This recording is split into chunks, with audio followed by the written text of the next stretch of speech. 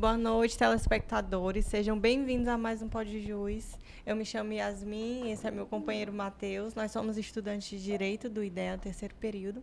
E hoje a gente está aqui com nossos convidados especiais, Dr. Jorge e Pai Paulo. E eu queria que vocês se apresentassem um pouco, falassem um pouquinho sobre a trajetória de vocês. Fiquem à vontade. Boa noite a todos. Prazer muito grande estar aqui. Eu sou Pai Paulo de Aruanda, sou um homem negro, uso óculos, tenho barba, estou vestido com uma roupa branca, uma bata branca com detalhes coloridos e sou um homem de axé, sou um homem de terreiro. Tenho 57 anos e faço parte da rede dos defensores e defensoras de direitos humanos do Estado do Maranhão. Eu sou do terreiro Nossa Senhora da Vitória, que é o terreiro onde eu faço a minha militância religiosa, como eu costumo dizer, que é comandado por Mãe Nonata, que está aqui do nosso lado. Estou na coordenação da Rede Nacional de Religiões Afro e Saúde aqui no Estado do Maranhão e também faço parte do FERMA, que é o Fórum de Entidades de Matriz Africana do Estado do Maranhão, e sou também do SEM, que é o Centro de Coletivo Negros do Estado do Maranhão. E, eventualmente, agora estou na Secretaria de Direitos Humanos, lotado na Secretaria Adjunta de Povos e Comunidades Tradicionais, onde cuido da política de combate ao racismo religioso. Interessante. Muito bom. Boa noite, ouvintes. Bom dia, boa tarde, boa noite. Eu sou o Jorge. Também sou um homem negro, de cabelo encaracolado, barba, tô de óculos óculos de grau com aro preto. E, bom, eu sou advogado de formação, sou professor universitário e pesquisador nessa área de racismo religioso, direitos humanos, e atualmente também advogado e pesquisador da Sociedade Maranhense de Direitos Humanos. É um prazer dividir esse espaço com vocês. Sou afro-religioso também, sou Ogã da Casa Fante Achante, aqui em São Luís do Maranhão, casa que foi fundada em 1954 pelo pai Euclides, já falecido, e hoje conduzido pela mãe Cabeca de Xangô. Certo. Gente, o assunto de hoje a gente vai falar um pouco sobre a intolerância religiosa no geral, o combate dela, né, no dia a dia. Quer falar um pouco, Matheus? Me apresentar, me chamo Matheus Carvalho, né?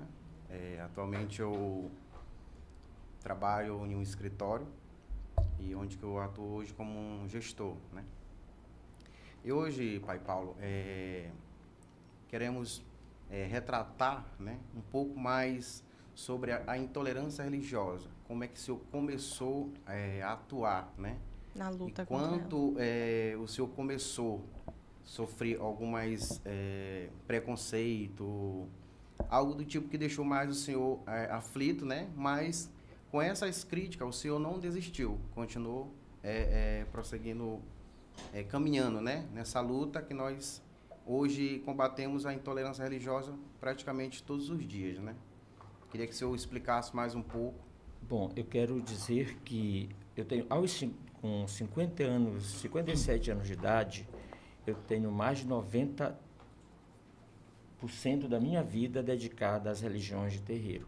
Eu, com 3 anos, eu sou filho de uma mulher que é de terreiro, que ficou 57 anos num terreiro que existe até hoje, que é o terreiro lá no Tibiri, de pai Manel Codó, e eu, com 3 dias de nascido, fui para o terreiro. A minha mãe, hoje é tudo mais moderno, mas antigamente o resguardo era 40 dias, e o resguardo da minha mãe foi no terreiro. E quando terminou o resguardo, eu sou filho de uma lavadeira com um pescador. A minha mãe veio para São Luís, como dizia-se antigamente, sendo que Tibiri agora é bem aí, né? Mas antigamente era uma viagem. Sim. E eu fiquei os primeiros 9 anos da minha vida sendo criado pelas irmãs de santo da minha mãe. Então, eu digo que eu já nasci no terreiro, cresci no terreiro e vivi no terreiro. Você me pergunta sobre as questões do racismo religioso. Não se zangue comigo, eu quero colocar tudo nesse nível de Fique à racismo. vontade. Eu não quero Vontade, colocar no nível da nós intolerância. somos aqui hoje para porque ter um esclarecimento, né? porque durante muito tempo a nossa sociedade que é racista em todas as suas instâncias maquiou isso dizendo que era intolerância. Eu penso que intolerância ela se dá num outro nível. De tolerar ou não tolerar, ela só pode dar no nível da família. Eu posso tolerar Jorge, ele pode me tolerar ou não, mas a gente é família, a gente é de axé. Tirando daí, tudo é racismo. E o que eu penso? Hoje é muito mais fácil você identificar o que é racismo.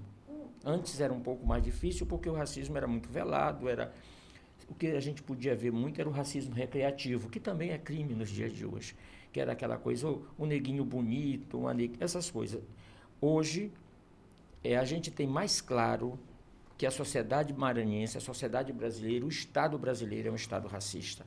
Seja pelas suas adoções de políticas que apartam a população negra, e ainda fazem, dentro desse apartheid da população negra, eles fazem um recorte muito ruim, muito dolorido para com os povos de terreiro. Se você é negro de terreiro, você é duplamente vítima de racismo. E nos últimos anos, a gente viu claramente o avanço das práticas de racismo contra as religiões de matriz africana, contra o povo preto, contra as mulheres. E eu, por exemplo, eu tenho sofrido ultimamente, outro dia, bem recente, eu estava dentro do coletivo, só para vocês verem o nível do racismo. Eu estou dentro do coletivo, sentado, vem uma pessoa e sopra no meu ouvido, eu nunca nem conheci essa pessoa. Vocês sabem o que foi que a pessoa soprou no meu ouvido? Você não vai para o céu. Meu Deus. Eu olhei para ela e disse, o que a senhora estava... E era uma senhora. Disse, o que a senhora está falando, senhora? Quem foi que lhe disse que eu quero ir para o céu? E eu quero dizer para vocês que eu nem estava tão caracterizado, Jorge. Eu estava só com meu fio de conta. Então, esse tipo de coisa, ela é produzida por essas relações sociais que a gente vive. Porque eu também entendo, ninguém nasce racista. Sim. Ninguém nasce odiando. Mas as pessoas se tornam racistas pela convivência com outros racistas, pelas criação. práticas racistas que a gente vê no dia a dia. Só para, assim, esse primeiro momento, por exemplo, durante a pandemia, aumentou muito as práticas de racismo contra os povos de terreiro. Primeiro porque as pessoas acham que estão anônimas na internet. Tem uma cena que não sai da minha cabeça. Uma pessoa na frente de numa agência bancária, em frente a um caixa eletrônico, vestido com um lençol branco, e uma outra pessoa, e ele fazia a seguinte expressão: agora eu quero ver se o meu abono salarial, meu abono não sai. E fazia como se ele estivesse fazendo um ritual de religião de matriz africana. Isso nunca saiu da minha cabeça, porque eu acho isso um abuso. E, em contrapartida, nós, povos de terreiro, nós não nos preocupamos qual é a sua religião. Isso para nós é o que menos importa. Para nós o que importa é que você é um ser humano, uma pessoa que merece respeito, uma pessoa que tem dignidade. E o que você professa como prática religiosa não nos interessa. É isso aí, Paulo. Especialmente eu fiz essa pergunta para o senhor porque eu tenho parentes que são de terreiro. E quando eu fui a uma escola conversar com a diretora, né? Para nós fazer a nossa apresentação para os alunos, né?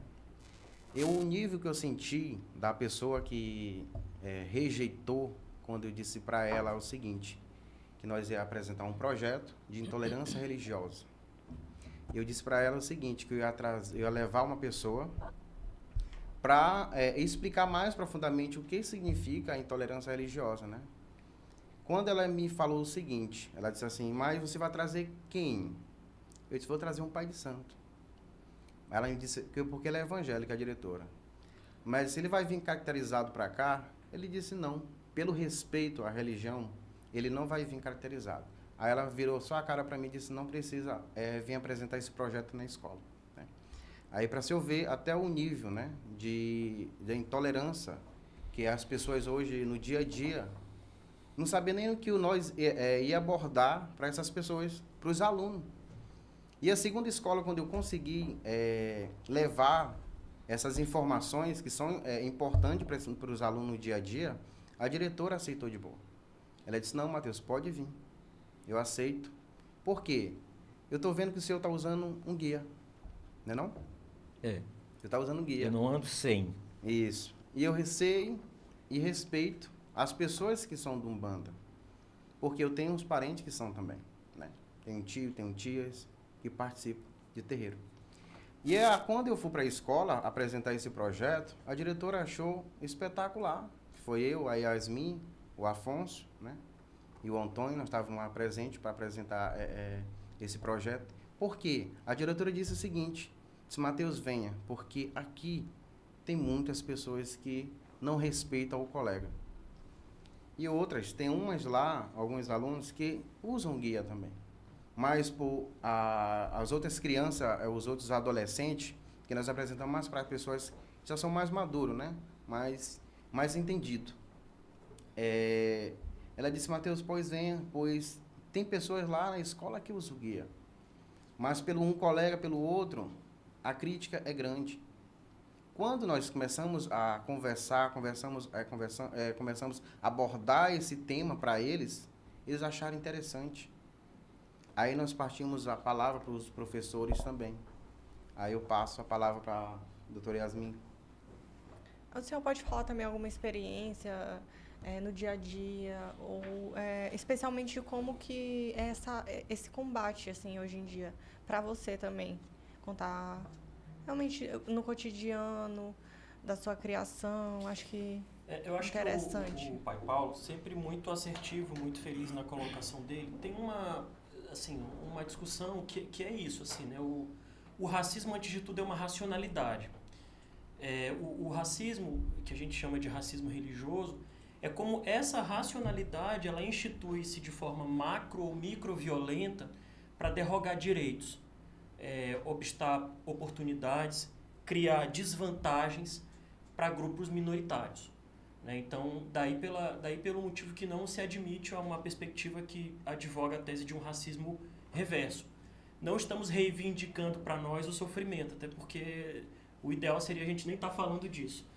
Mas a verdade é que a gente não pode banalizar essa discussão como se tudo fosse uma prática de intolerância, quando na verdade, inclusive a própria legislação brasileira hoje, a Lei 7716, a própria alteração mais recente do Código Penal, o Estatuto da Igualdade Racial, Exatamente. o Estatuto Estadual da Igualdade Racial, estabelecem categorias específicas do chamado racismo religioso.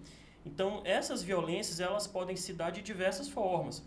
Então, de forma psicológica, física, moral, institucional, patrimonial, sexual, das mais variadas formas. Então, hoje a gente fala na macroagressão, que é essa agressão mais direta, mais insidiosa, que sofreu, por exemplo, a Casa Fante Achante, de onde eu sou, em que um segmento fanático foi lá para a porta, impostar mãos e dizer que aquela rua era do diabo, que aquilo não poderia acontecer, quase às vias mesmo de uma invasão, e que também não aconteceu só lá isso, mas Sim. também de forma mais micro, né, como esse que o pai Paulo falou, né? Então a pessoa vê uma outra com guia ali, aí derroga oportunidades, direitos, não contrata para o mercado de trabalho. Então já tive ocasiões, por exemplo, de mães, de crianças, na idade de 5 anos, 4 anos, que o diário da professora na escola, que sabe que a família é afro-religiosa, e aí a tia, a professora, bota assim, bem grande no diário da criança, Jesus te ama. Sabe, assim? Ou então, por exemplo, em sala de aula, eu sou professor de aluno, eu falo assim, olha, que eu sou afro-religioso, existe todo um debate sobre racismo e não sei o quê. Isso gerar um certo riso em sala de aula, um certo... Sabe aquela coisa, você sabe que a pessoa está desaprovando aquilo, né? Então, tem essas microagressões também, né? Então, isso acontece das mais variadas formas. Até também situações que eu já vi, por exemplo, Paulo, mais recentemente, dentro dessa multidimensionalidade de violências, uma coisa que aqui no Maranhão eu ainda não tinha visto, mas que na semana passada eu tomei conhecimento de uma pessoa que me procurou porque presenciou uma cena como essa, que é a aliança do crime organizado e segmentos fanáticos religiosos no extermínio e na perseguição de grupos religiosos minoritários. Isso é muito comum em realidades como o Rio de Janeiro, então tráfico de drogas em morros associados a cultos mais fanáticos, né, dentro dessa perspectiva aí da transição religiosa, cristãos. Mas na semana retrasada aconteceu aqui em São Luís do Maranhão de um traficante ingressar num terreiro e expulsar todo mundo de lá a tiro, informando que se tratava daquele espaço ali, do que ele chamou de Exército de Israel. Então isso acontece de verdade, né? Situações, por exemplo, de crianças não poderem usar os seus adornos, seus ojás, a sua ritualística em sala de aula, na escola. Situações que envolvem, por exemplo, etiquetas de trabalho, por exemplo. Não é ele cortando, doutor Paulo, doutor Jorge, né? Porque aqui nós hoje não estamos para defender a religião, né? Nós estamos aqui hoje só para conscientizar as pessoas em si, né? Ter aquele pensamento, na verdade, de pensar antes de julgar, né não? Principalmente na escola. Acontece muito, como o senhor está falando. Você pode dar continuidade. Não, é isso. É que é importante a gente conhecer como que essas violências elas vão se dando. Porque a gente pensa, às vezes, que é uma coisa violenta, agressiva, mas também ela pode se dar de forma microviolenta, né? Hoje a gente discute, no campo da teoria do direito antidiscriminatório, a perspectiva da microviolência, né? Aquela violência... Vou dar um exemplo de microviolência que aconteceu comigo. E olha que eu não era de terreiro ainda, não era ogã de um terreiro. Mas num determinado lugar em que eu trabalhava, uma pessoa de uma religião majoritária, cristã, ia com a camisa de Nossa Senhora, por exemplo, e ninguém dizia nada. Mas no dia que eu fui com uma camisa de São Jorge, eu fui chamado a atenção pela etiqueta, que aquilo não correspondia à etiqueta empresarial do estabelecimento. Entende?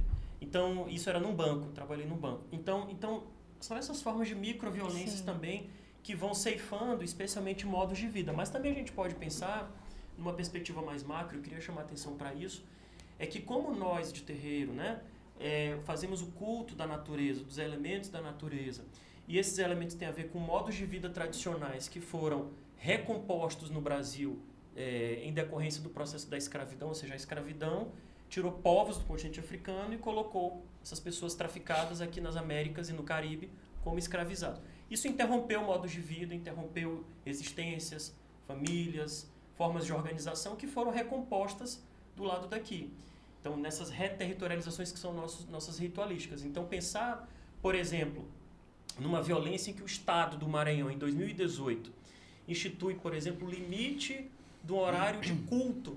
Ou, por exemplo, um pai de santo aqui em São Luís do Maranhão que é obrigado a tirar uma licença para a festa como se fazia no século XIX, ou ainda cobrança de taxas, como acontece muito, o pai Paulo sabe bem disso, para a realização de atividades religiosas. Isso também tem a ver com uma forma de racismo que é institucional, que é do Estado. E também, o que eu falava em relação à natureza, que a gente nunca pode esquecer, é que essa dimensão mais macro da devastação ambiental, desses problemas que envolvem a crise climática, isso tem a ver com uma outra modalidade de racismo, que nós chamamos de racismo ambiental, e que diretamente afeta os modos de vida tradicionais. Porque, por exemplo, pai Paulo, mãe Nonata, que vão precisar, por exemplo, de uma folha sagrada para fazer a sua ritualística, naquele lugar, agora onde ele coletava as folhas sagradas, se tem um empreendimento imobiliário, não tem mais rio na cidade, está tudo poluído. Então, essa é uma forma também da gente entender a manifestação do racismo. Ou seja, pela inação do Estado na proteção dos meios de vida naturais, que tem a ver com o nosso modo de vida tradicional. E colaborando um pouco com esse pensamento de Dr. Jorge, ainda existem, para fortalecer essa posição, a presença da ação do legislador. Você vê o Brasil dos últimos anos, todas as leis de costumes, elas visam, têm como objetivo uma perseguição legislativa jurídica aos povos pretos e aos povos de terreiro. Se não, vejamos bem, recentemente o Ministério Público do Rio Grande do Sul entrou com uma ação para dizer que aquilo que nós fazemos nos terreiros, que são as nossas imolações e oferendas, não poderiam acontecer. A pergunta é, o que, é que ele tem a... no Supremo. Foi parar no Supremo. E a pergunta é, o que, é que ele tem a ver com isso? Por que cargas d'água um promotor do Ministério Público vai se importar com isso? Ele só se importou porque o que ele professa é outra coisa. E nós, a partir da nossa organização, conseguimos vencer isso no Supremo. Mas, numa das frases do Dr. Édipo, que é um advogado OGAN, igual meu irmão Jorge, em Salvador, ele começa dizendo, foi interessante que ele começou não falando na defesa, ele não falava de racismo, ele falou de bolsas e sapatos. Ele disse, olhem as bolsas e os sapatos, todos feitos de couro de animal. Então, e ele dizia, ninguém se importa com o boi que morre no matadouro, mas se importa com o boi que alimenta o terreiro. Ou com o peru que é abatido no Natal. Que é abatido no Natal, mas se importa com a galinha que é oferecida no terreiro e que não é oferecida para jogar fora. Ela, num ritual interno, ela é oferecida aos orixás, às entidades, e ademais, se alimenta a comunidade. Se alimenta a comunidade que está na casa, se alimenta a comunidade que está ao redor. Então, essas expressões, eu costumo dizer que são, Jorge, também fruto daquilo que eu chamo de narcotráfico. Porque é o narcotráfico da influência. Eu estou no poder, eu sou um legislador, eu não penso na maioria das pessoas, eu penso no meu grupo. E, há algum tempo, muitas daquelas coisas que nós acompanhamos de terreiros e tal, que o Maranhão, vocês terem uma ideia, nos últimos 2 anos, tem mais de 20 terreiros que sofreram depedrações. Aqui no Maranhão? Sim, aqui no Maranhão. Nós podemos também fazer a colocação boa que aconteceu com a imagem de Iemanjá, aqui, né? Eu nem gosto de falar muito disso, que eu me emociono, porque graças... O Paulo esteve diretamente. Eu já ia até praticamente perguntar isso para o senhor, né? Porque ali tem uma mensagem, clara para nós, porque Mãe Nonata conseguiu interpretar isso muito rápido. A imagem de Iemanjá, ali tem mais de 50 anos. Não aquela imagem, mas sim, a manifestação ali. O que aconteceu ali? A pessoa que fez aquilo, ela subiu... Não, primeiro que não é só uma pessoa, nós temos bem claro isso. Mas ela cortou a imagem no rosto. Aquela imagem de concreto. De concreto. Cortou no rosto. Ninguém parou para ver, mas era no mês dedicado às mulheres. O rosto era de Iemanjá, a maior expressão feminina das religiões de matriz africana. Então, ali tinha uma dupla indicação. Primeiro, que quando você... Isso é coisa do tráfico mesmo, da bandidagem. Quando você corta o rosto de alguém, você está dando uma mensagem bem clara. Eu acabo com você. Tem também o aspecto da invisibilidade, de não olhar e não ser visto. E segundo, tinha uma agressão à figura feminina, que é a figura de Iemanjá. Então, eu acho que é uma agressão ao gênero também. Então, aqui o Maranhão, ninguém se engane, vocês que são distantes dessa discussão, não se enganem e não se assustem.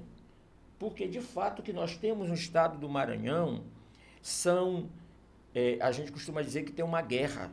Nós é que não queremos entrar nela, mas tem uma guerra. Quando você vê aí nas redes sociais pastores pregando, fazendo pregação, que eu me assusto com a pregação, que esse homem está pregando que ele vai no campo de batalha.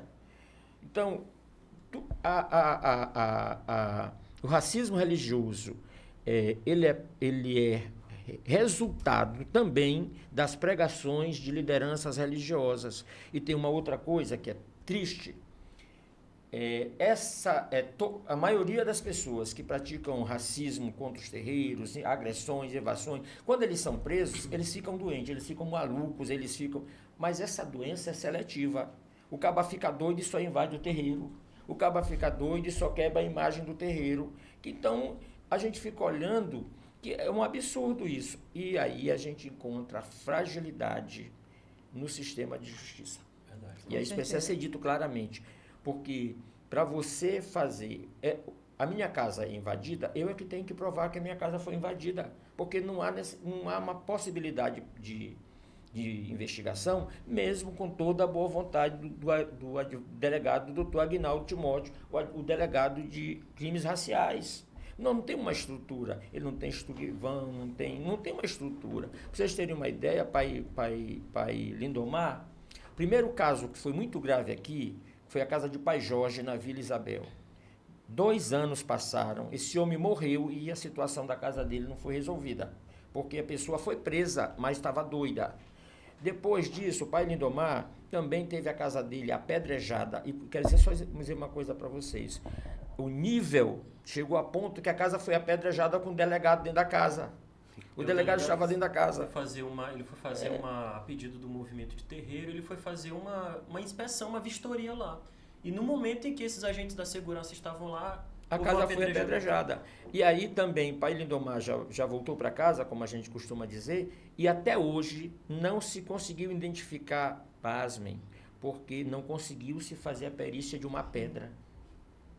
É muito grave isso, né? Assim como não se conseguiu, Paulo, me permita também identificar a autoria do caso da Iemanjá. Da Iemanjá, não conseguiu. O inquérito foi arquivado por ausência de autoria. Tem materialidade, tem materialidade, mas não tem. A outra coisa, por exemplo, um pai de santo, eu vou me poupar dizer o nome, porque ele ainda está vivo, não sei se ele gostaria. Aqui na Vila Nova, a casa dele foi praticamente invadida. Ele ia se preparar para fazer uma live. Uma live como essa. Não era um podcast que ainda não chegava nesse nível mas era uma live. E minutos antes, a casa dele praticamente foi invadida. Ele saiu para defender a sua casa, a sua dignidade, porque eu também faria, qualquer uma que faria. E pasmem, era um grupo muito grande de neopentecostais e tal. E vocês sabem o que acontece no final? Os invasores prestaram queixa contra o pai de santo, porque o pai de santo saiu para defender a sua casa. E fizeram uma estratégia nojenta, porque em cada delegacia da cidade, eles saíram prestando queixa. E o pai de santo já teve que ir não sei quantas delegacias. E dias antes, e aí, pasmem, ele saiu com um convite, uma coisa para se defender, uma coisa lá.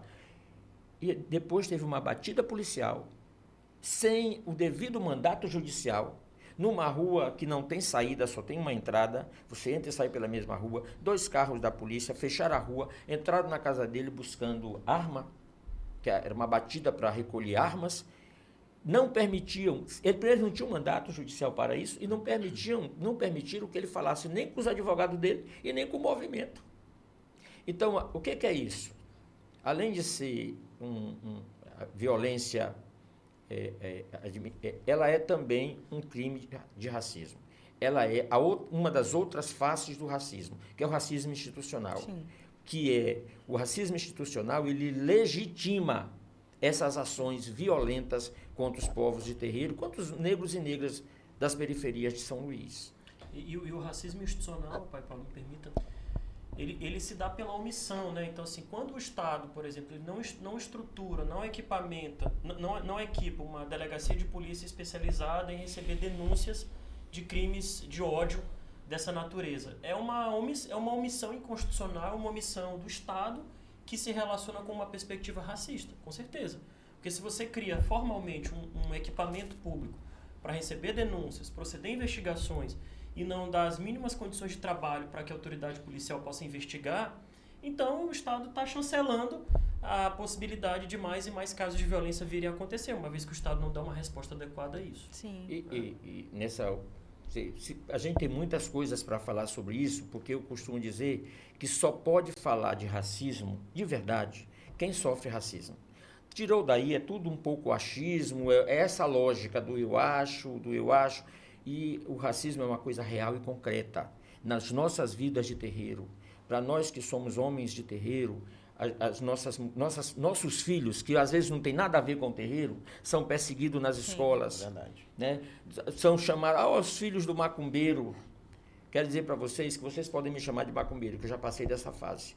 Se me chamar de macumbeiro não me ofende, porque eu sei o que é macumba e eu sei de onde vem macumba. Eu sei de onde eu venho, eu sei para onde eu vou. Mas nós, homens e mulheres de terreiro, somos constantemente, seguidamente, violados no nosso direito básico. E só somos violados pelo simples fato de pensarmos diferente, nos vestirmos diferente e pregar a nossa devoção diferente. Porque o Olorum, que eu chamo de Olorum, Deus que eu chamo de Olorum, é o mesmo Deus dos cristãos. Eu só não chamo de Deus, não chamo de Jeová, não chamo de Javé, não chamo de Yeshua, eu chamo de Olorum.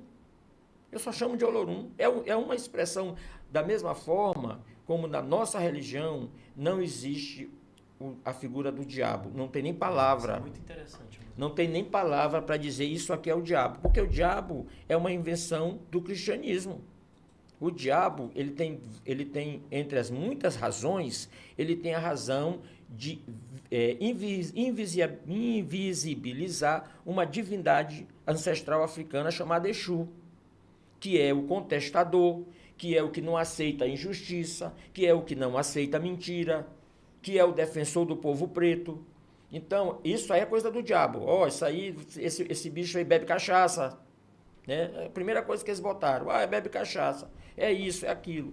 No fundo, eles estavam dizendo, é melhor não deixar esse povo seguir o ensinamento desse aí, porque senão esse povo não vai aceitar esse regime de escravidão em que vive, porque ainda vive. Porque o que a gente acha, o que a gente pensa que seja os guetos da nossa cidade? O que a gente acha que é os presídios da nossa cidade? Vocês sabem que, por exemplo, nós de terreiro, quando uma pessoa das nossas casas, nossos filhos, adentram ao sistema prisional, eles perdem completamente o elo de ligação com as casas de origem, com seus pais e com sua família religiosa, mas só acontece isso com os povos de terreiro.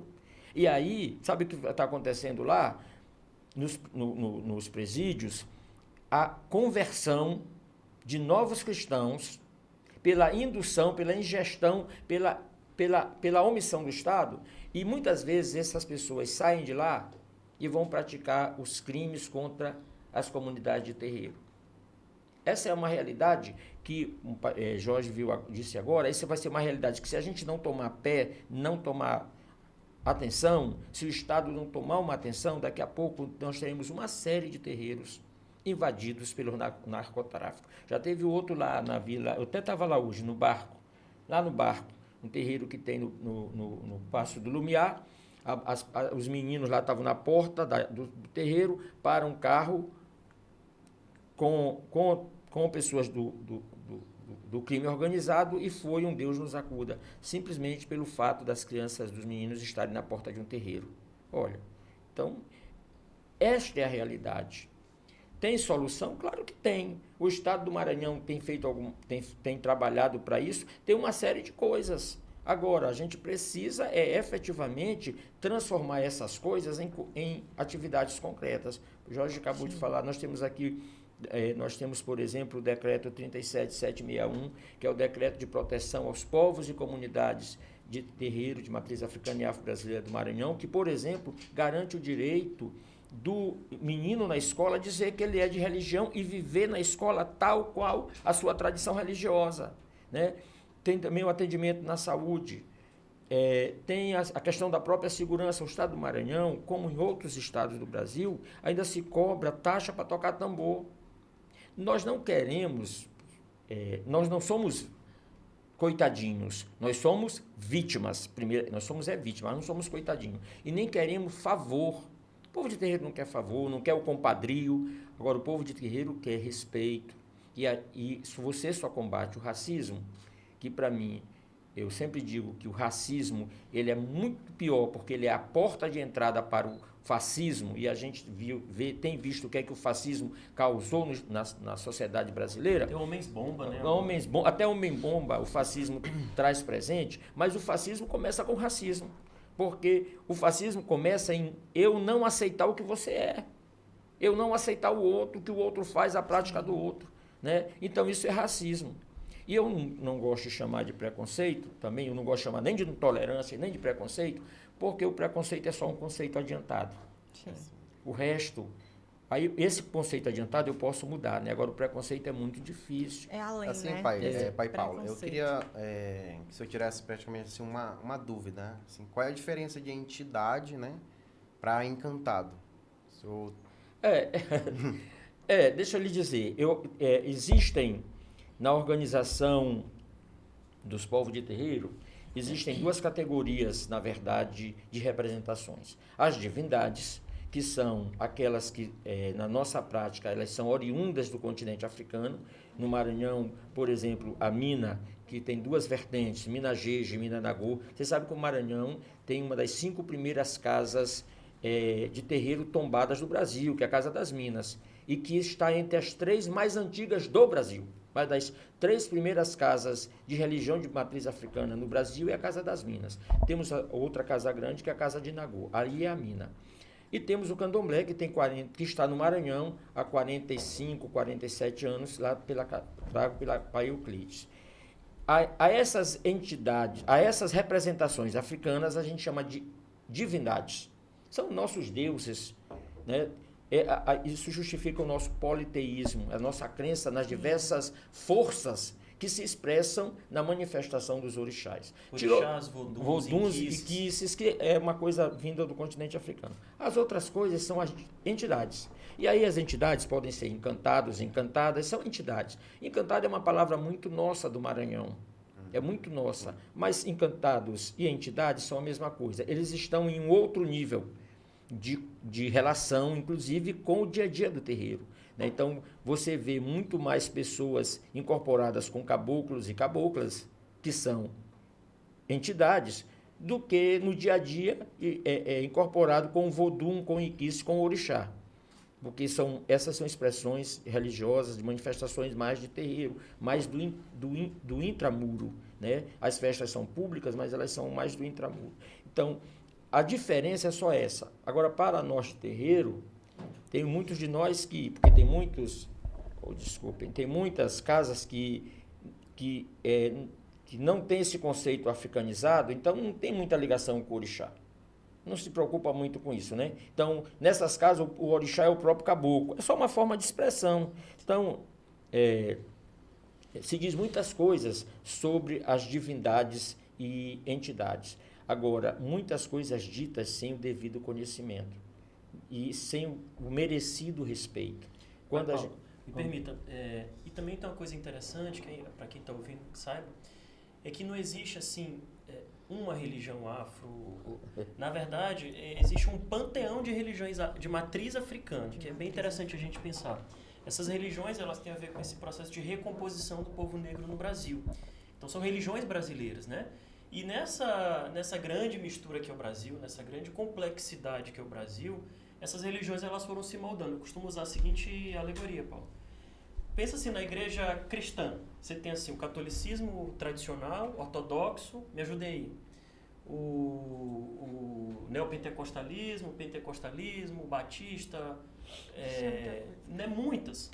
Entre outras. Assembleias. Então, e do mesmo jeito a gente tem nas religiões africanas, candomblé, tambor de mina, umbanda, encantaria, terecô, né? Então tem muitas variações. E detalhe, todas as variações também, dentro delas tem seus segmentos, que vai depender da origem, né, de como se constituiu, do povo que veio. Então, o povo de África que veio, se foi Jeje, Mina, se foi Nagô, Yorubá, se foi Banto, se foi Congo.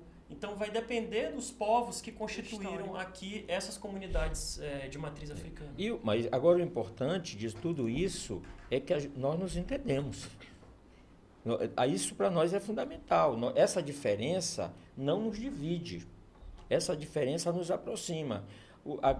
A grande questão que eu sempre digo é que nós sabemos de onde nós viemos.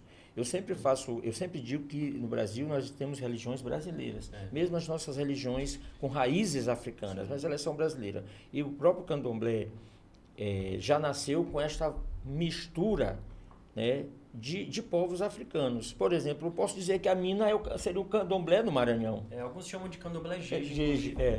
Então, a Mina, que é uma expressão que nasce no Maranhão a partir das negras que vêm do porto de Elmina, e se estabelecem aqui no Maranhão, se estabelecem em São Luís, elas dão origem a um tipo de culto chamado Mina, o tambor de Mina do Maranhão.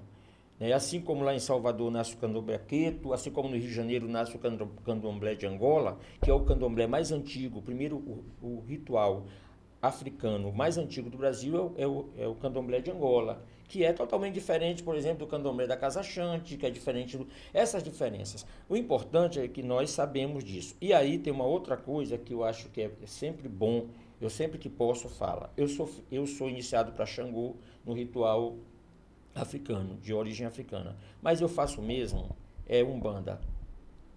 Eu sou de uma casa que toca umbanda, eu faço apenas um ritual para o meu orixá no ano, mas eu sou de um terreiro de umbanda.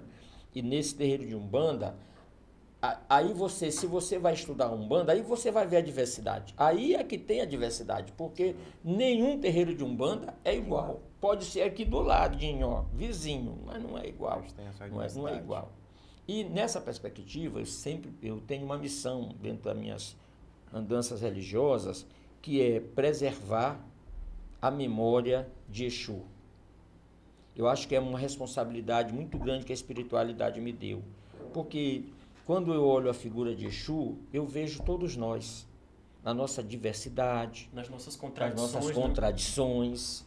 Aí não tem a ver com o mal, com o bem ou com o mal. Tem a ver com o ser humano e a sua própria existência. Então, Exu é isso, mas Exu é o movimento.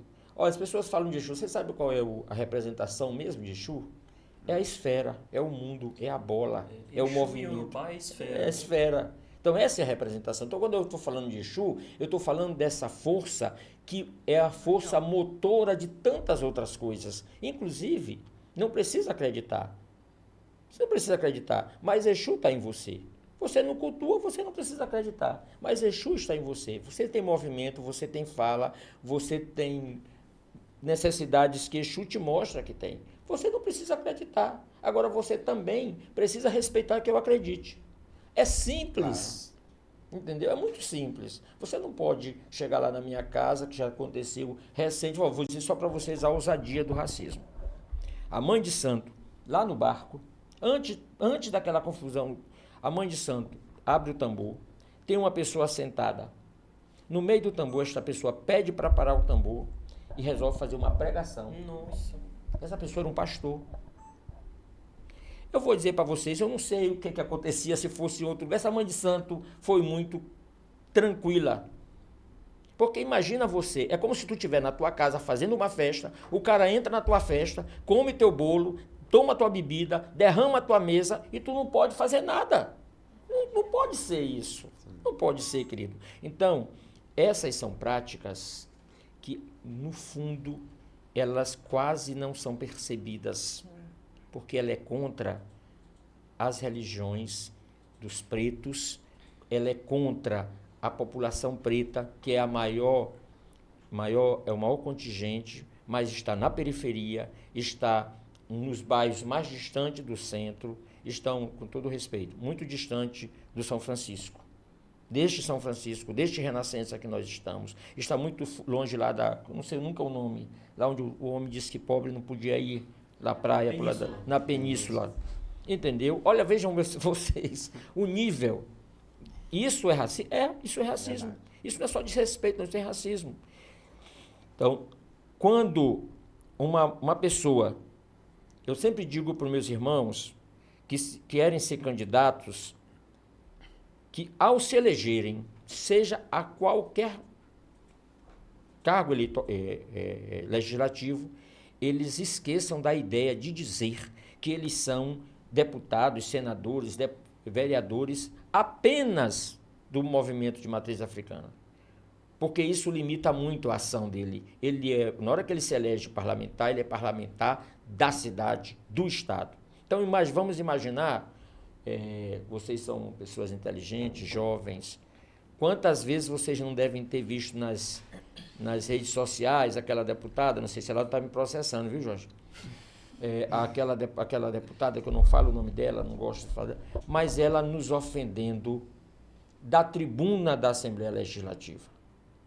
E eu costumo dizer, lá vem o problema, sou eu que estou dizendo, não são eles, é que essa deputada nos agride e 41 deputados ficam calados. Então, tão quanto elas, eles também são violentos. Tão quanto elas, eles também compactuam com esse pensamento racista. Só me permite uma complementação, Pai Paulo. Porque, veja que coisa interessante, a gente está falando de uma gravidade assim, tamanha que envolve agentes públicos no exercício da sua função cometendo infrações, sejam elas penais ou administrativas. Isso me chamou muita atenção porque em 2019 foi proposto um projeto de lei aprovado por unanimidade na Assembleia Legislativa do Estado do Maranhão, que instituía a obrigatoriedade da Bíblia como livro da remissão pela leitura no sistema prisional maranhense. Vocês sabem que para cada livro lido, o detento ele tem menos 4 dias de pena. Ele tem o direito à remissão de 4 dias de pena. Pois essa mesma lei ela foi proposta em vários estados do Brasil ao mesmo tempo. São Paulo, Ceará, Maranhão, salvo engano, Rio Grande do Sul. Então faz parte de algo realmente articulado. Sim. E repara, qual que é a questão? A gente vive num momento... A gente deixou de ser um estado confessional desde 1891, quando foi promulgada a Constituição Republicana. De lá para cá, o Estado brasileiro, teoricamente, é um Estado laico. Graças Na a verdade, Deus. está lá na... Exatamente. Está lá na Constituição, na verdade, no artigo 19. O Estado ele não pode subvencionar, patrocinar cultos religiosos, pois a Assembleia Legislativa do Maranhão aprovou e o governador sancionou uma lei que instituía a obrigatoriedade da inclusão da Bíblia no sistema prisional. Mas você pode pensar assim, bom, mas então bastaria mudar a lei para colocar livros de outras designações religiosas. Mas também seria violento, porque existem religiões que não se organizam a partir de livros, como são as religiões afro. Que a nossa tradição ancestral é toda uma tradição da oralidade. Né? E aí, pasmem vocês, na regulamentação desse projeto de lei, o decreto do governador instituía, além da obrigatoriedade da Bíblia no sistema prisional, o estabelecimento diz aqui, a criação de um plano de leitura da Bíblia. Um plano de leitura da Bíblia a ser feito diz aqui, o projeto de remissão pela leitura tem por finalidade oportunizar o interno, remir parte da pena, etc. Aí ele diz assim, o livro será, da Bíblia, né? Integrará o acervo do remissão pela leitura. Aí o plano de leitura da Bíblia, olha o que eu estou falando. Isso não foi eu quem estou falando, não sou eu quem estou falando aqui, só estou lendo. Decreto 36097 de 2020. O plano de leitura da Bíblia será proposto pela supervisão de ensino penitenciário, ouvidas as capelanias, e deverá considerar as diversas versões da Bíblia utilizadas pelas vertentes da religião cristã. É um decreto 36097, publicado no Diário Oficial, em que o Estado do Maranhão e o Estado brasileiro, por assim dizer, institui um plano de leitura da Bíblia pela supervisão penitenciária. Percebe a gravidade institucional, constitucional dessa medida? Ou seja, você desloca servidores do Estado, no caso da administração penitenciária, para criar um plano de leitura e, portanto, uma perspectiva confessional para servir como acervo da remissão pela leitura à instituição da Bíblia como livro obrigatório. Percebe a gravidade disso? E por causa disso, o movimento de terreiro foi ao judiciário pleitear a inconstitucionalidade dessa lei, e o judiciário acatou. Então, hoje, essa lei e esse decreto caíram por uma incidência, um movimento do povo de terreiro que acionou o Ministério Público à época para postular a inconstitucionalidade desse dispositivo. Qualquer estudante de direito do primeiro período que olha isso aqui vê que ele é inconstitucional, mas passou na Assembleia Legislativa, pela Comissão de Constituição e Justiça, passou pela Procuradoria-Geral do Estado e foi sancionado pelo governador. Ou seja, a gente está falando aqui de questões que se projetam para além daquilo que a Constituição estabelece, por conta de um apelo que envolve essa transição religiosa e o apelo eleitoral que determinados segmentos têm a importância num pleito e que isso aqui poderia, no contexto que estava colocado na época, inviabilizar, por exemplo, o voto desses segmentos. Então, a gente está lidando com um fenômeno muito complexo, um racismo de Estado, racismo institucional, que vai fragilizando a Constituição, os valores civilizatórios constitucionais que nós consagramos desde o final do século XIX até aqui. Então, isso dialoga com o que o pai Paulo estava falando do abate religioso de animais, isso se dialoga com a possibilidade de flexibilização de discursos de ódio, isso dialoga com muitas coisas. Então, o que eu quero dizer com isso é que se trata de um fenômeno muito complexo e que a gente precisa estar atento porque ele vai se instituindo dessas formas mais sutis que a gente pode imaginar. E quando a gente vê, o Estado ele pode correr o risco de se teocratizar, de se reconfessionalizar sob outras matrizes. Isso é muito perigoso. E agora, o que em contraponto a isso, que isso me anima, me deixa feliz, por exemplo, você tem uma ideia, no Brasil, a Umbanda é a 8ª maior religião praticada no Brasil. Isso são dados do IBGE. O Candomblé é o 12º. Então, entre as 15 primeiras religiões mais praticadas no Brasil, existem as religiões de preto. E talvez aí esteja também um dos motivos pela tentativa, que justifique para eles a tentativa de invisibilização das práticas de terreiro. Porque quanto mais a religião de matriz africana, as religiões afro-brasileiras,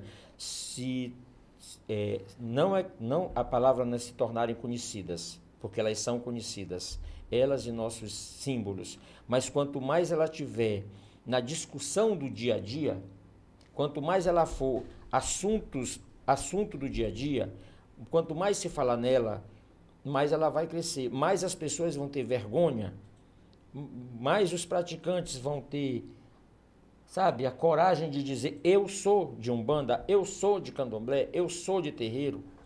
Porque uma das diferenças nossas para as demais religiões é que nós somos uma religião que eu digo que eu sou. Ninguém vai dizer que eu sou, eu é que digo, não, eu sou. É autodeclaratória. Paulo, não é cortando o senhor, mas se eu disse a questão das pessoas no parlamentário, né? Que tem pessoas que participam do terreiro, que são do Umbanda, né? Para eles, acho que ali, posso dizer que eles têm tipo um receio de esclarecer que eles são praticantes, né? Tipo, eles possam pegar, analisar, vai respeitar as outras pessoas que vão estar ao redor deles, né? Muitas das vezes eles podem alegar, ele é de Umbanda, vocês vão votar para ele? Vai ter essa restrição, não é isso? Sim. Pode acontecer muito mas isso. Mas em contrapartida a isso, eu costumo brincar, tem caba que nunca passou na porta do terreiro, mas no dia na época da eleição, quando ele chega na porta, ele bota a mão na cabeça e sentiu uma força. Porque a eleição, acata o voto, se justifica muita coisa. E aí eu penso assim, que do aspecto da participação política, eu sou daqueles que incentiva há muito tempo. Eu acho que eu faço movimento, eu sou defensor de direitos humanos, eu nem sabia que eu era. Eu já era e nem sabia. 15, 16 anos eu já era, mas não sabia o que era isso. Né? Agora, o que eu quero dizer, o que eu digo? Precisa sim que a gente tenha, por parte das lideranças de religião de matriz africana e afro-brasileira, da sua juventude, como o Dr. Jorge, como muitos filhos de santo que eu tenho na minha casa, porque uma das coisas que foi melhorando também, a minha mãe era de terreiro, era uma lavadeira. Aí eu já sou de terreiro, já tenho um pouquinho mais de estudo, mas já tem Jorge que é de terreiro e tem mais estudo do que eu. E eu sempre digo aos meus filhos que saem da universidade, os mais novos que estão lá em casa, que eles têm um papel muito mais importante do que o meu. O meu papel agora é só organizar eles. E o papel deles é organizar a sociedade. É entender que eles foram para as academias, não porque eles foram os mais bonitos, não porque eles nasceram numa família melhor, eles foram para as academias porque a espiritualidade tem uma missão importante para eles. E qual é a missão importante deles? É primeiro se autodeclarar que eles são da religião, não ter vergonha e no ambiente da academia dizer: eu estou aqui como homem negro, como homem de terreiro. Segundo, eles precisam dividir com a comunidade, com aqueles que não tiveram oportunidade de estudar, o conhecimento da academia. E no ambiente da academia, eles precisam fazer valer a tradição da oralidade, a tradição dos ensinamentos que eles têm no terreiro. Eu acho que esse é o grande papel. É o papel importante que a juventude de terreiro está recebendo. E eu acho que é um privilégio. É um privilégio. Um homem de terreiro, uma mulher de terreiro chegar na academia. E ele não pode perder a oportunidade de dizer isso. Eu sou de terreiro, estou aqui como homem ou como mulher de terreiro para defender também o direito dos povos de terreiro a irem para as academias, para as universidades e fazer esse diálogo. Porque eu digo que só quem pode falar de nós somos nós. Quem não é nós fala mal. Agora, quem pode falar bem da gente somos nós. E nós temos um problema, que durante algum tempo, quiseram muito estudar as nossas religiões. Mas muitos estudiosos, e muitos deles nunca deram um retorno para o terreiro. Nunca disseram o que eles fizeram com os recursos que ganharam, nunca fizeram uma contrapartida para o terreiro. Ao contrário, alguns que foram nos terreiros, que beberam na caneca dos terreiros, se levantaram contra a gente. Então, eu acho que é importante a educação, o conhecimento, é importante. Nós de terreiro somos defensores da ciência como instrumento importante para a sociedade brasileira. Nós não negamos a vacina. Nós não negamos a vacina, ao contrário, nós dizemos se vacine, que é importante. Nós não temos essa maluquice, essa loucura de dizer que o terreiro resolve tudo. O terreiro resolve coisas, mas não resolve tudo. A espiritualidade resolve coisas, mas não resolve tudo. E a gente precisa ter essa aliança muito importante com a ciência. Eu digo isso sempre porque, para que as pessoas saibam que a nossa religião, a nossa prática religiosa, não é uma prática de pessoas à toa, sem conhecimento, de ignorante. A palavra, eu não gosto dessa palavra, que eu não sei dizer direito. Ignorante. Não é nada disso. Nós somos religião de seres humanos e que, com a capacidade que nós temos... Olha, quem é que primeiro disse aqui no mundo que precisava preservar o meio ambiente? Qual foi a primeira igreja que disse isso? Qual foi a primeira expressão religiosa que disse isso? Foram os nossos ancestrais. Eram eles que diziam, nós precisamos preservar o meio ambiente, os rios, as matas, as cachoeiras, as praias, porque sem isso o mundo entrará em colapso. E agora nós vamos fazer... Agora que o mundo está Agora que o mundo está vendo isso, mas nossos ancestrais já viram isso há muito tempo e disseram isso para a gente, e a gente vem dizendo isso. Agora preste atenção que tinha uma lei aqui em São Luís, uma secretaria aí do município, que ia fazer uma lei que se eu estou na praia fazendo um ritual religioso, olha o nível disso, rapaz. Eu estou na praia fazendo um ritual religioso, vocês estão lá. Se vocês se incomodarem, vocês podem chamar a polícia para eu sair de lá. Olha, não, você está me incomodando, saia daí. Mas a gente não tem um ditado que diz que os incomodados é que se mudem? Mas isso era uma lei que ia passar na Câmara Municipal de São Luís. Entendeu? Se você observar, toda a lei de parques não pode, hoje, pela lei de parque, eu precisar de uma folha, eu entrar numa reserva ambiental para colher uma folha. Ainda que eu junte do chão, porque isso configura crime. Para nós, a folha é fundamental. Eu já resolvi um pouco isso, eu criei logo uma mata lá na minha área, eu estou preservando há 20 anos um espaço assim, para vocês lá ver, espaço. Plantei 12 pés de pau-d'arco que já estão dando flores, num lugar onde ninguém acreditava que ia nascer. É sério, foi uma persistência. O cabo passava, eu botando uma caneca d'água, ele dizia, isso não vai nascer. Eles hoje estão botando flores. Então eu já fiz a metade do caminho, só ainda não escrevi um livro, né? Mas já fiz muitas coisas. Então, o que a gente quer dizer? O que eu quero dizer com isso? Quando eu falo, eu não falo por mim.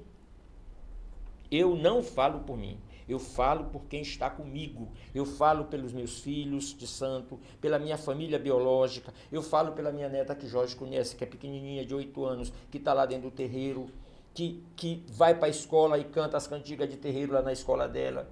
Entendeu? E eu vou acompanhando. Quando ela me diz, minha filha, aconteceu alguma coisa? Não, tá tudo. A professora dela, a pessoa da escola que estão de confecção, são confessionais, mas não tem essa... Porque a gente vai e tal, e ajuda, e quando pode estar lá nas discussões. Então, o que nós de terreiro propomos?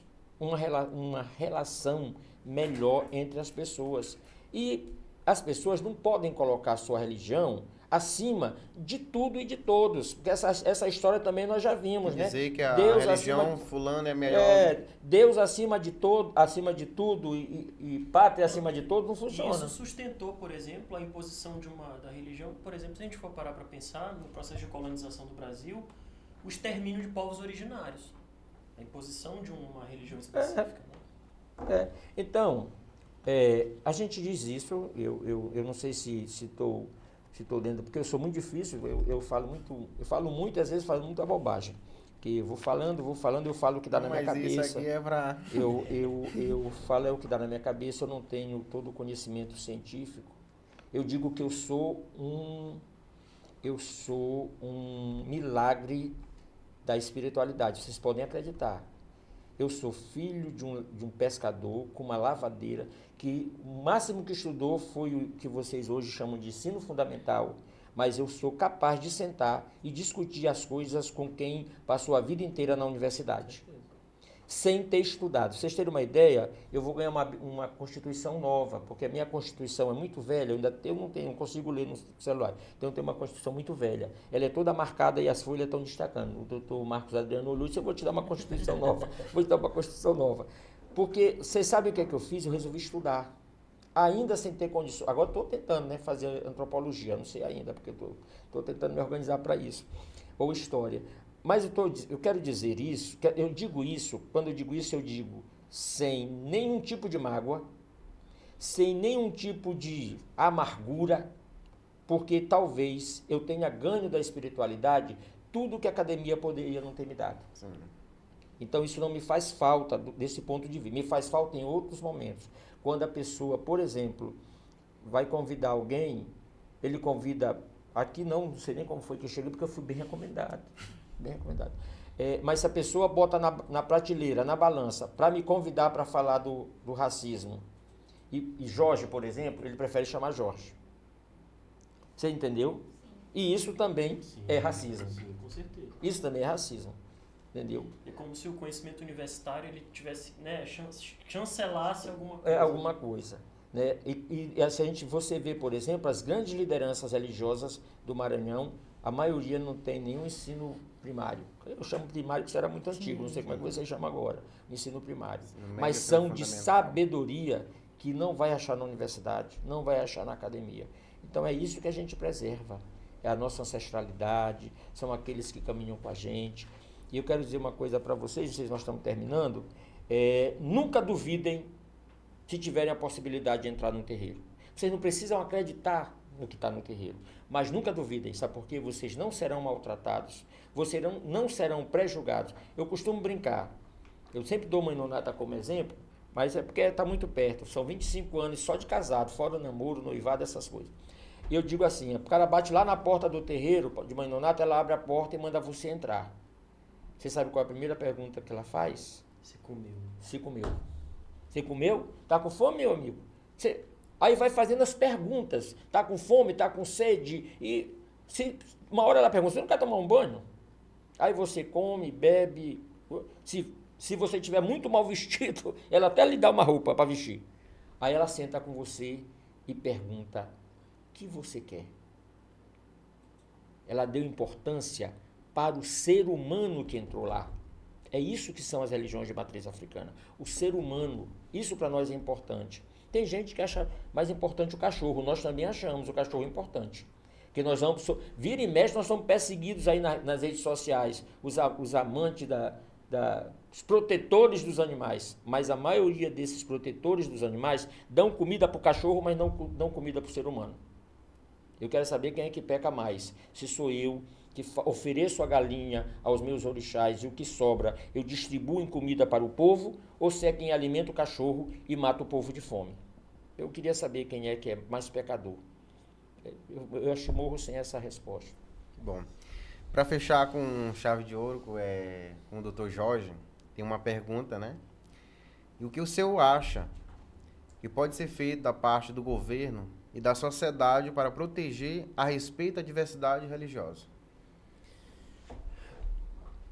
Olha, essa é uma questão muito interessante, né? Eu acho que a primeira perspectiva é a gente entender que o terreiro ele é um território. antes disso, né? Um território social. E existe todo um regramento específico em relação a essa perspectiva de território, de territórios tradicionais, de povos e comunidades tradicionais, com seus modos de vida tradicionais. Eu acho que isso é muito importante, a gente tem em vista. Agora, isso leva a uma questão muito importante, sabe o que é? É você deslocar a perspectiva do respeito à religiosidade de matriz africana como se fosse uma religião igual às outras. Na realidade, as religiões de matriz africana são agrupamentos culturais, étnicos, que se organizam na mediação religiosa, ancestral. Mas, tal como quilombolas, indígenas, quebradeiras de coco, geraizeiros, raizeiros, ciganos, são comunidades tradicionais, que têm seu modo de fazer próprio. Isso tem que ser respeitado. Então, a gente pensar que as religiões afro elas devem ser entendidas como religiosidade, sim, mas inseridas num contexto étnico, coletivo, de uma comunidade tradicional. Eu acho que esse é o primeiro ponto, porque isso alarga o horizonte institucional do Estado para entender que não se trata só de um direito individual, mas de um direito da coletividade, como são os direitos étnicos territoriais, por exemplo, de indígenas, quilombolas e demais povos e comunidades tradicionais. Agora, os instrumentos existem.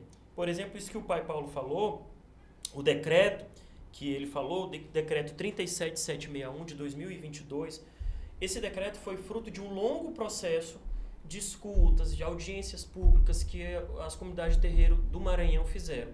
Isso resultou na criação de uma série de políticas públicas de proteção e promoção dos direitos. Então, nesse ponto, eu acho que uma medida fundamental para o Estado do Maranhão seria implementar as políticas previstas nesse decreto. Equipar a Delegacia de Igualdade Racial, ou melhor, a Delegacia de Crimes Raciais, estruturar uma política de justiça de transição para a promoção da memória e da verdade e proteção dos direitos de povos e comunidades de terreiro e do povo negro, porque depois que acabou a escravidão, o Brasil nunca integralizou uma perspectiva de justiça de transição. Negros e negras foram colocados à margem da sociedade e, ao contrário, práticas religiosas e culturais de negros foi criminalizadas. Se a gente for parar para pensar que capoeira, mendicância, vadiagem, enfim, acometia as pessoas negras pauperizadas depois da escravidão, foram criadas pelo próprio Estado brasileiro. A capoeira era crime, a prática da capoeira era crime. E do mesmo jeito das religiosidades de matriz africana. Então, hoje, nessa quadra da história em que a gente vive, no Maranhão e no Brasil, existe arcabouço normativo, legal, de proteção dessas comunidades. Eu dei um exemplo aqui do decreto 37761, eu acho que o Estado ele precisa implementar esse dispositivo, implementar o Estatuto Estadual da Igualdade Racial, equipar a Delegacia de Crimes Raciais para receber as denúncias, processar os feitos, criar um microsistema de justiça racial, tal como existe a justiça da mulher, do idoso, da criança e do adolescente, pensar no microsistema de justiça. Se o Estado fizer aquilo que já está previsto nos instrumentos normativos, eu acho que a gente consegue avançar muito. Agora, é claro que isso por si só não muda a cultura da sociedade. Então, como eu falei, é uma racionalidade, né? Então, mas quando o Estado chama para si essa discussão e alarga o horizonte da sociedade, a gente consegue pensar em coisas mais além. Pensar na possibilidade de reparações históricas, pensar na possibilidade de recomposição de danos que são acumulados ao longo da nossa história. Então, eu acho que quando o Estado ele reivindica essa proteção, eu acho que a gente consegue avançar fundamentalmente na proteção de direitos de povos de comunidade de terreiro. Ainda mais que é algo tão escuro, né? Assim, tão escondido. Acho que traria mais eu acho que dar visibilidade, eu acho que é um ponto fundamental. Que esses direitos existem. Vai de pessoa para pessoa. E aí... mas vai de pessoa para pessoa, mas eu acho que vai, sobretudo, de uma perspectiva que envolve uma política de Estado. Que é Ou necessário. seja, não é uma questão eleitoral do governador ou do prefeito A, B, C ou D que tem mais sensibilidade. É uma perspectiva que envolve uma dívida concreta do Estado brasileiro, historicamente, em relação ao povo negro e às suas expressões religiosas. Né? E como o doutor Jorge fala, diz, o Estado brasileiro tem uma dívida histórica para com os povos de terreiro. E se você for analisar com muita calma, até a sobrevivência das religiões cristãs, ela deve aos povos negros. Porque cada vez que um ancestral meu foi para a porta da igreja celebrar a figura de Nossa Senhora, porque não podia celebrar a figura de Oxum, ela estava fazendo, era fazer com que desse visibilidade para as religiões cristãs. Então, no fundo, as religiões cristãs também devem. E só para não achar que nós somos radicais, nós temos uma clareza, acho que Jorge também tem, a gente acha que o negro, o preto, o homem e a mulher, ele pode ser exatamente tudo o que ele quiser. Inclusive não ser de terreiro. Essa não é a questão.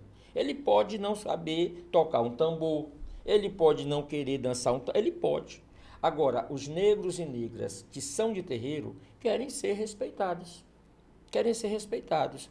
E eu acho que a gente tem feito algumas coisas, mas nada, eu costumo dizer que do céu cai chuva e às vezes cai bênção. Nada cai do céu, concretamente. Então, nada foi de graça, tudo foi com luta. Nós tivemos agora o feriado de 20 de novembro.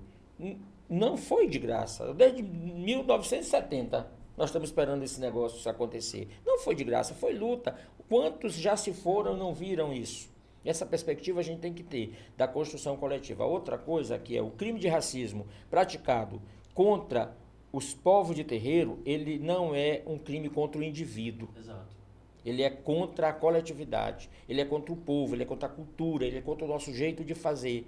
Então, cada vez que uma casa de terreiro é invadida, só contar essa, que essa é ótima, lá em Santa Inês, Santa Rita, sei lá agora, o homem, a mulher tem a casa lá no shopping, tem uma casa de umbanda que vende artigos religiosos. Eu vi na TV. O camarada vai para lá, pega uma caixa de som, pega o microfone, bota em frente da casa e faz a pregação o dia inteiro contra esta casa, contra as pessoas que entram para fazer compra. E vocês sabem o que o Ministério Público disse? Que ele não vê nisso um crime de racismo. Ele não vê nisso. Porque o homem que fala, não diz o nome da mulher. Só faltava isso. Só faltava ele dizer o nome da mulher. Então, quer dizer, o Ministério Público não considera isso um crime de racismo. Olha, e aí a gente precisa, como disse o Dr. Jorge, normatizar as estratégias. Tudo tem que virar lei. Tudo precisa virar lei. Porque nós somos um Estado legalista. Ou está na lei, ou não está na lei. E ainda estando na lei, ainda se deixa de cumprir, né? Porque nós adoramos não cumprir as leis. Então, a brincadeira à parte, eu quero dizer para vocês que estão aqui, e você que está do outro lado, que vai nos ver, que você faça uma reflexão. E a reflexão não é de querer a sociedade toda igual, não é essa a reflexão. A reflexão é até aonde eu posso conviver com o meu diferente. Até aonde se dará essa convivência. Eu posso brincar, conversar com o meu diferente. Eu não preciso rezar igual a ele, orar igual a ele, eu não preciso nada disso. Eu não preciso ir para o céu. Agora, eu preciso conviver. E aí, para concluir, é muito grave quando a gente começa a criar os mitos, né? Os mitos, os grandes heróis, porque nós temos vivido uma sociedade dos grandes heróis. Então, Pedro Álvares Cabral, todos os heróis brancos, né? Todos os heróis brancos. O tempo que mais se fala nos heróis e heroínas negras é agora, essa semana. Essa semana se fala muito. E num país em que a população é majoritariamente negra. Então, nos ensinaram que os heróis da República eram todos homens e mulheres, menos mulheres, né? Muito poucas mulheres, mas eram todos brancos. Essa não é a verdade. Então, talvez o primeiro fake news do Brasil foi Cabral chegar aqui, dizer terra à vista e dizer que descobriu o Brasil. Esse é o primeiro fake news da história. Então nós também inventamos o fake news, né? Porque quando o Cabral chega aqui, o que eles fazem é invadir esta terra, massacrar os povos originários e tomarem conta e lotear este país. E até hoje a gente paga a conta. E a conta é cobrada mais no lombo dos homens e mulheres negras. que nossos filhos é que têm menos possibilidade de ascender socialmente. Os nossos filhos os que são os primeiros que a bala acha o corpo, que não existe bala perdida. Enfim, a violência é muito grande contra a gente. Mas eu falo isso não numa perspectiva de quem quer se vitimizar. Eu falo isso com uma certeza muito grande. Eu falo isso para dizer, nós não aceitamos isso e nós vamos nos rebelar contra isso quantas vezes preciso for. É isso que tem que ser, porque nada será feito sem luta. Já nos ensinaram os nossos ancestrais. É tudo com muita luta. Já posso agradecer, né? Você já pode me mandar embora. Primeiramente, eu queria agradecer a presença de vocês, todos nós, em nome de todos nós, e por informações ricas, que inclusive muitos de nós não sabíamos, muitas informações, e a gente também vai dar uma lembrança para vocês, para deixar guardado na memória esse momento. Ana vai entregar aqui. Coisa boa, presente. O presente eu sempre gosto. Adoro. Eu adoro ganhar presente. E a gente até pede desculpa, porque por a gente fica Nada, aqui muito falando obrigado, até... muito obrigado. Muito obrigado. Muito obrigado. Gostem, podem abrir. Se quiserem fique também à deixar vontade, algum recado entendeu? ou uma mensagem pro pessoal que vai assistir, A gente está fiquem nos à acompanhando vontade. também. Legal. Então, a todos vocês que vão assistir, eu quero dizer para vocês que essa é a missão da minha vida. E eu faço isso, hoje eu passei o dia inteiro nessa correria falando das nossas tradições. Porque eu acho que quanto mais a gente falar das nossas tradições, mais a gente vai fazer pessoas conhecerem. Vocês não são obrigados a conhecer, a culpa não é de vocês. Vocês estão dizendo informações que vocês não tinham. Vocês não são obrigados. Vocês não são obrigados. Agora eu, toda oportunidade que eu tenho, aí eu sou obrigado, né, a esclarecer. Então, a você que vai assistir depois, assista com o coração tranquilo, com o coração aberto. Nós não estamos falando de religiões, nós estamos falando das relações étnicos, raciais com as quais nós temos que conviver todo dia. Agora uma salva de palmas, gente. Quero agradecer É isso também aí. o convite, viu? É muito importante dividir esse espaço sempre com o Pai Paulo, que é, inclusive, uma pessoa por quem eu tenho uma grande admiração, uma inonata, um mais velho, uma pessoa que sempre, na nossa religiosidade, os mais velhos são aquelas pessoas que têm a prioridade, são as pessoas com as quais a gente aprende tudo que a gente sabe, e porque, de fato, são essas pessoas que guardam a memória, que guardam a ancestralidade, né? E que gentilmente, generosamente, pela missão que o destino lhes concedeu, é que transmitem, né, para nós mais novos. Então eu quero agradecer imensamente a oportunidade, viu? E me colocar à disposição, eu acho, como disse o Pai Paulo, né? Antes de tudo, essa é uma causa. A gente não está discutindo aqui religião, A, B, C ou D, mas uma causa que, diante dos poderes da morte que se debateram sobre nós desde o processo de colonização, é uma causa que tem a ver com a afirmação da vida, com a afirmação de que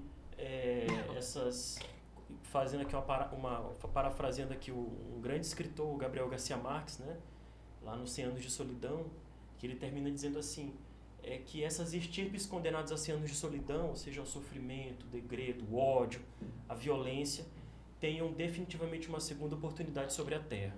Então, esse é o grande sentido da gente estar aqui, é pensar que todo mundo tem direito a gozar de uma vida boa, de uma vida digna, e uma vida que todos nós merecemos e que devemos, inclusive por força da legislação brasileira e da Constituição. É isso aí, Obrigado. doutor. Nós agradecemos, viu?